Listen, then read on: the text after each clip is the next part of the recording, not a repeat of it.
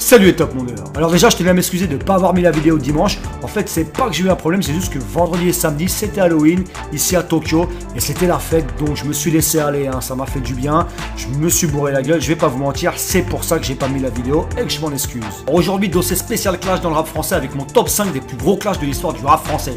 Donc je préviens direct, il n'y a pas de classement officiel, c'est moi qui ai défini les places, donc il y en a qui seront sûrement pas d'accord. J'ai essayé d'être le plus objectif possible car dans ces histoires-là, c'est pas tout à fait clair vu que chaque partie donne sa version des faits, mais après plusieurs heures de recherche, ça a donné ça. Donc on y va pour ce top 5 des plus gros clashs de l'histoire du rap français. Numéro 5. En 2007, Booba a sorti le morceau Le Duc dans lequel il a dit à un moment: toujours OP, moi et le Max c'est chimique. Les négros sont déclassés par Pokora Jam, c'est cynique.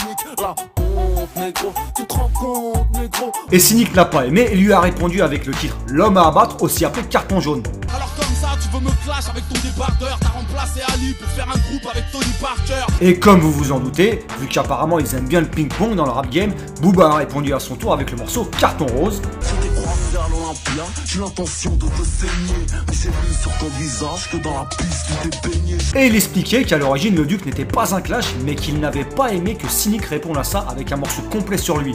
Et par rapport à Carton Rose, Cynic avait prévu de répondre avec cette fois-ci le morceau Carton Rouge, qui n'est finalement jamais sorti car il a estimé que le morceau Carton Rose de Booba n'était pas vraiment un clash et qu'une réponse était donc inutile.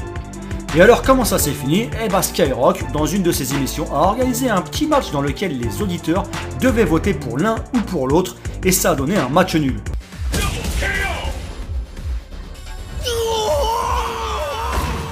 Numéro 4.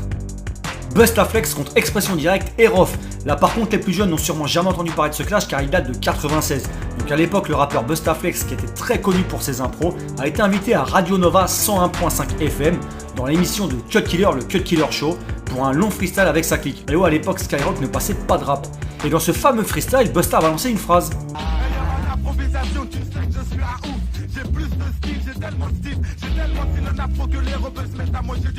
Et bien sûr, ça n'a pas plu à beaucoup de personnes, donc des gars de Mantes-la-Jolie ont téléphoné à la radio en demandant que Busta s'excuse publiquement pour cette phrase, ce que lui a pas voulu faire. Un an après, en mars 98, il y avait un concert organisé où Busta et son ex-compère Lone étaient invités, mais aussi Expression Directe de Mantes-la-Jolie et Rof. Et voilà, bien sûr, Kurtra du groupe Express D a demandé à Busta de s'expliquer sur la fameuse phrase, et là il s'est fait taper par Kurtra et son pote Lone s'est enfui. Et peu de temps après, pour la sortie de la compilation L432, ils se sont tous retrouvés pour la promo sur MCM. Mais Busta avec ses potes sont venus avec des pitbulls et là ça a bien sûr dégénéré. Et là un des pits de Busta s'est fait égorger carrément. Numéro 3. MC Jean Gabin contre tout le monde du rap avec la chanson Je t'emmerde qu'il a sorti en 2003. Il s'en est pris à quasiment toutes les têtes de rap de l'époque, des plus connus comme Booba, Rof, Joey Stark, Kerry James, etc., etc. Au moins connus comme Lady Lesty, Chiario, La Brigade et plein d'autres. Je t'emmerde et je t'emmerde. Et les clashs version vidéo opposés avec Gros Buzz et tout le reste, ça a un peu commencé avec lui finalement. Alors il y en a certains comme Booba, Rof ou Kerry James et d'autres aussi qui ont répondu. Comme des coups de chasse dans la nuque, ça va faire tellement mal tu te feras amputer le huc. En attendant la prochaine rumeur, je vais te dire un truc, si tu parles mal, viens en face, fils de pute. B2OPA et l'ourson, tu vas retourner braquer, bouffon, avec ton blast qui pue la défaite. Personne écoute ton rap de boucave, ton âme. Et d'autres qui ont laissé passer le truc. Avec Joe Dalton qui s'était aussi mêlé à cette affaire en clashant tout le monde. Des fois je les vois les Booba, j'ai dit putain, si on met un cellule avec lui, édition perpète et qui lui il est de passage. Un jour il va s'appeler Isabelle, le lendemain c'est Joséphine. Lui aussi en quelque sorte en allié avec Jean Gabin, et ça a pris une tournure de menaces interposées, surtout avec Rof. Manipule tout ce que tu peux, engraine tout ce que tu peux pour t'aider, parce que ça a vu ma mère gros, va falloir t'accrocher.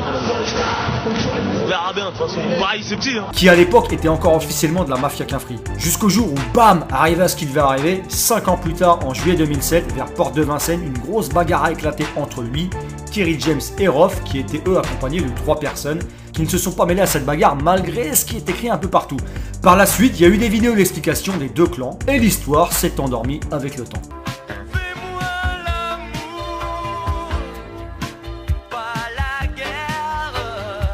Numéro 2.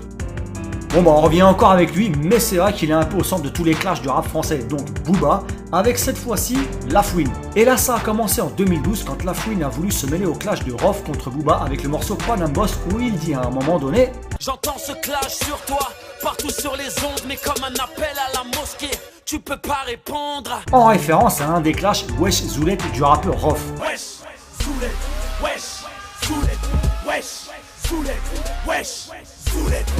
Et bien entendu, vu que comme je vous ai dit tout à l'heure, ils adorent le ping-pong, Booba a répondu en interview vidéo.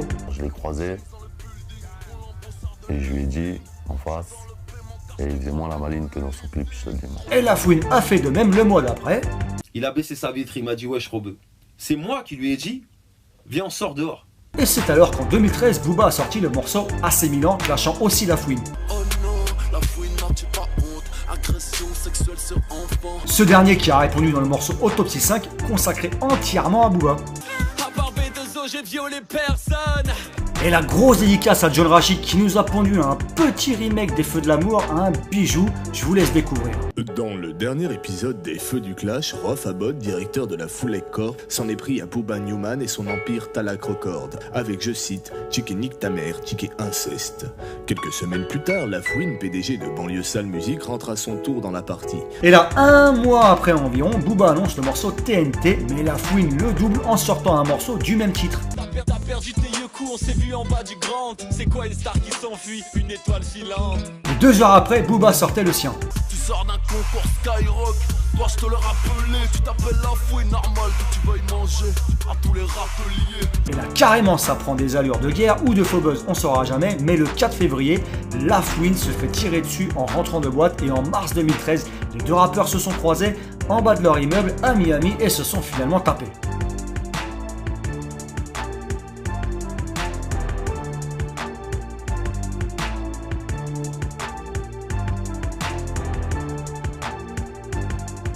Après ça, ça a fait beaucoup de bruit à la télé et quelques jours après, ils se sont apparemment bagarrés à nouveau alors qu'ils étaient tous les deux en bande et Booba a direct posté une photo d'une de ses baskets tachée du sang de La Fouine selon lui. Et depuis ce jour, les pics ont continué pour finalement s'arrêter avec le temps.